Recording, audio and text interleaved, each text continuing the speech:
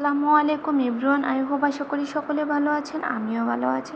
আজকে আমি রান্না করব কই মাছ। তো কই মাছ রান্না করার জন্য আমি ভেজে রাখছি কই মাছটাকে। তো এখানে আমি মশলাটা কষিয়ে নিচ্ছি, এক এক করে সব ধরনের মশলাটা দিয়ে নিচ্ছি। এই যে এক এক করে দিয়ে দিচ্ছি। তো আপনারা আমার থেকে ভালো করে রান্না করতে পারেন, এটা আমি জানি। তো এই যে মশলাটা আমার কষানো হয়ে গেছে, এখন আমি এক এক করে মাছগুলো দিয়ে দিব। এই যে মাছটা আমি দিয়ে দিচ্ছি। তো একটা সময় আমিও রান্না করতে পারি নাই, আমি কোনো রান্না করতে পারি নাই। তো এখন অল্প অল্প পারি, মোটামুটি এত ভালো পারি না। আপনারাই দেখতে পারেন ভিডিওর মাঝে আমি কীরকম রান্না করি। তো আমি শ্বশুরবাড়িতে রান্না নিয়ে অনেক কথা শুনেছি একটা সময়, বাট চেষ্টা কখনো বিফলে যায় না, এটাই সত্যি। আমি অনেক চেষ্টা করেছি, চেষ্টা করে এতটুকু পারি এখন। তো এই যে আজকে আমি রান্না করব বটবড়ি দিয়ে।